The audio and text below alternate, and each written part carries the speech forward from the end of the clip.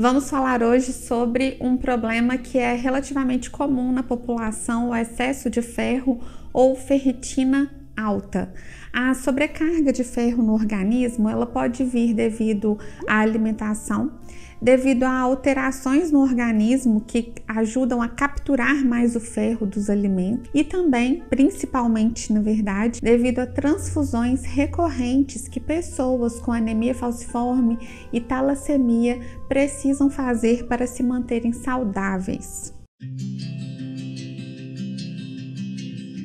Olá! Eu sou a professora bióloga Ellen Santos, eu apresento a doença falciforme tipo SS e já fiz o tratamento para excesso de ferro. Por isso eu venho aqui compartilhar dicas sobre esse tratamento e sobre a utilização de um quelante, um remédio que ajuda a gente a se livrar dessa sobrecarga de ferro no organismo. O ferro, ele é muito biodisponível na carne, principalmente as carnes vermelhas. O nosso organismo absorve muito mais o ferro da carne do que o ferro encontrado em vegetais, como por exemplo o feijão.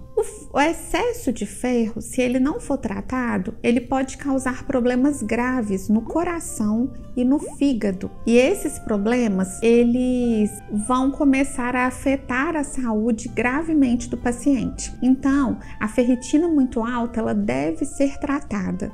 Tá? Ela não pode acontecer porque o excesso de ferro começa a se acumular amplamente, primeiro no fígado e depois ele pode vir a se acumular no coração. É necessário, para identificar o excesso de ferro, fazer exames de sangue que busquem sobre a cinética do ferro, que busquem sobre a taxa de ferro que você está acumulando na proteína que se chama ferritina, que é alojada no nosso fígado. Existe também ressonâncias para ver se a gente já está acumulando esse excesso de ferro no fígado, como por exemplo uma ressonância T2 estrela. Ela é específica para que a gente consiga verificar o excesso de ferro. Então esses exames recorrentes, eles são muito importantes para quem faz transfusão com frequência, para quem tem excesso de ferro no organismo. Agora eu vou falar para vocês de um medicamento que ajuda a gente a tratar o excesso de ferro. Esse medicamento se chama comercialmente de EJAD. Mas o princípio ativo é o Deferazirox. Como que ele atua no nosso organismo? A gente toma esses comprimidos e esse Deferazirox, a substância, ela vai se conectar ao ferro, fazendo com que o nosso organismo elimine esse excesso de ferro nas fezes. E foi muito bem sucedido o meu tratamento. Com um mês tomando Deferazirox, eu já tinha atingido o nível que a minha hematologista considerava seguro para mim. Eu achei que o tratamento ia durar 3 meses, no entanto, com um mês apenas de utilização e eu fazendo exames recorrentes, eu percebi o sucesso no tratamento. Esse medicamento, ele tem que ser utilizado antes das refeições, 30 minutos antes das refeições, com o estômago vazio. Ele não pode ser diluído em água gaseificada, em leite. E eu tenho uma dica para vocês. O comprimido é gigante, é um comprimido enorme. O que eu fazia?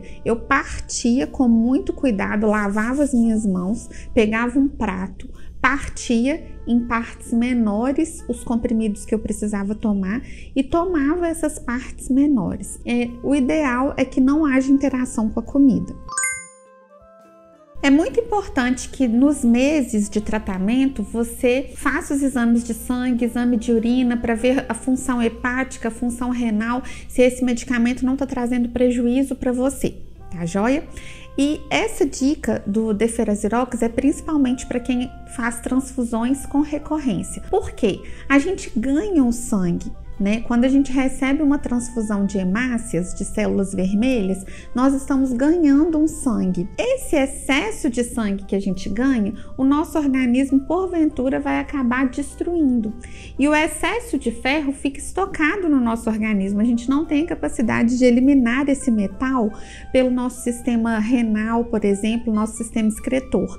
Então, esse excesso fica acumulado. Existem pessoas que, para tratar o excesso de ferro, fazem sangria. Não é o caso das pessoas que têm talassemia e anemia falciforme, mas existem algumas pessoas que fazem dieta, reduzindo a ingestão de carne vermelha e também fazem o procedimento de sangria. É muito importante que você não falte na sangria, que é tirar um pouco do seu sangue e jogar fora, fazendo o seu organismo utilizar esse excesso de ferro para produzir mais sangue para você. Então é uma eliminação natural, não é uma eliminação por quelante. E é muito importante que as pessoas não faltem às sangrias. Além disso, uma dica breve que eu gostaria de te dar é o uso de leite antes das refeições, não junto com o EJAD, tá, gente? É o uso de cálcio. Por exemplo, o cálcio atrapalha a absorção de ferro. A gente tem um vídeo aqui no canal que fala sobre a cura da anemia e que eu explico isso em mais detalhes. Entretanto, o cálcio ele atrapalha a absorção de ferro. Então, se você puder comer, por exemplo, tomar um iogurte depois do almoço, um pouquinho de doce de leite, um picolé que tenha leite, ou o que eu fazia, porque era mais saudável e a minha nutricionista me indicou.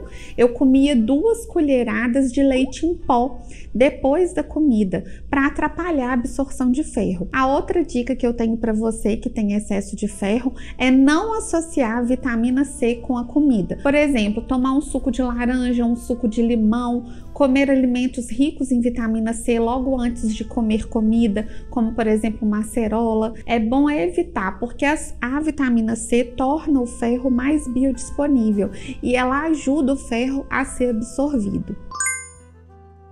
Eu espero que esse vídeo tenha te ajudado. Muito obrigada por ter chegado até aqui. Eu sou a professora Ellen Santos e eu te vejo terça que vem em mais um vídeo do nosso MUBI. Tchau!